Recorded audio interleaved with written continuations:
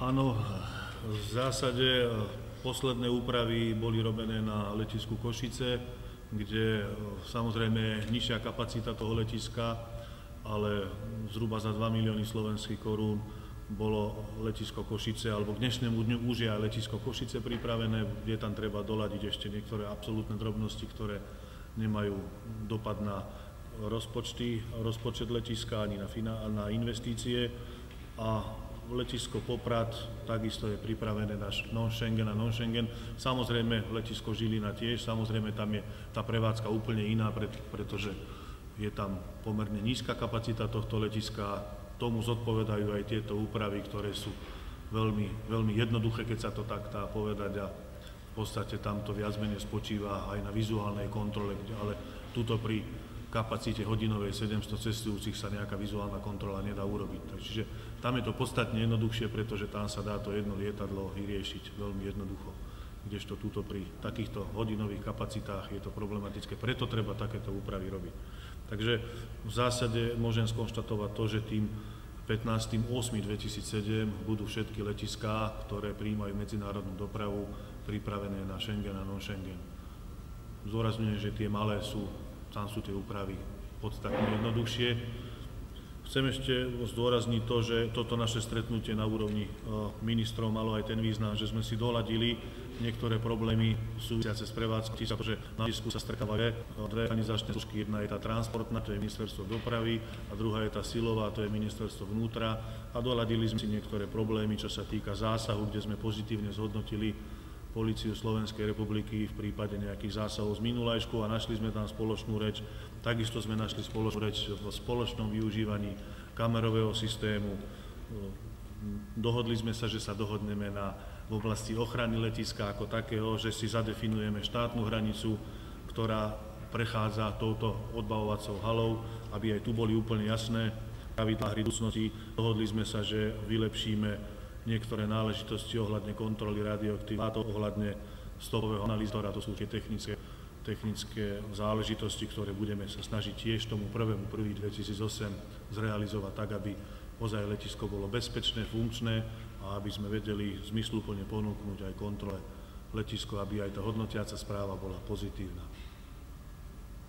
Ďalšie otázky? Agentúra SITA.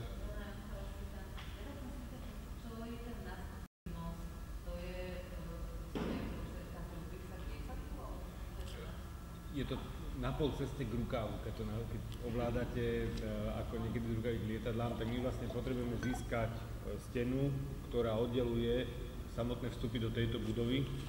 Keby som to otočil na stranu, ktorú môžete vidieť aj z tohto civilného prístupu, potrebujeme, aby tí, ktorí prilietajú, vstupovali od autobusov rovno do tejto brány. Ale výstup musí byť za cestou a oddelený vlastne pevnou priečkou, preto vlastne mostom prejdú za tú stenu, kde nastúpia do autobusu a tým pádom nedochádza k miešaniu toku medzi odletom a priletom, čo je hlavná chyba. Teraz táto hala sa bude aj odlietať, aj prelietať tých schengenských cestujúcich? Nie, odlet je vždy hore, v starej budove, kde bude rozdelený Schengen v tej prvej časti, starej, keď to tak nazvem. Schengenský odlet je v novej časti, odkiaľ budú vlastne tie dva mosty v budúcnosti, ktoré majú vlastne oddeliť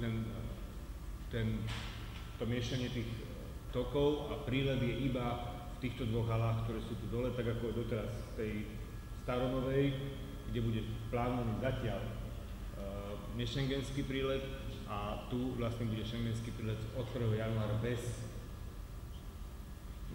od 1. apríla bez pasov. Lebo letiska majú 4-ročný posun oproti pozemným hraniciam. A spolupráci sa použije v tej budove? To je vlastne, táto prestavba je už vlastne ukončená, malo by dôjsť v najbližších dňoch prevzatiu týchto priestorov zo strany našich pracovníkov úradu pre migračné úrady. To je v osobitnej budove a momentálne prebieha zmluva medzi letiskom a rezortom vnútra o využívaní týchto priestorov. Čo sa týka prílety, budú v podstate autobusy pristavené tesne k týmto halám a momentálne sme v tejto hale C a potom je vedľa tá stará nová hala B a A.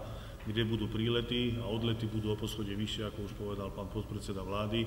A bude to také, ako sú tie rukávy na letiská bežné, ale toto sú pevné, zabudované nosné konštrukcie, dĺžky asi 12 metrov, ktoré oddelia tie prílety, tie autobusy pristavené k tejto hale, tým, ktorí odlietajú, to znamená, bude tam asi 15-metrový priestor medzi tými autobusmi, ktoré dovezú cestujúcich, ktorí prileteli, a tie nástupné mosty budú situované k tým autobusom pre tých, ktorí odlietajú, a bude to vizuálne oddelené pomerne veľkým priestorom. Posledná otázka, nech sa páči. Nie sú ďalšie otázky? Ďakujem.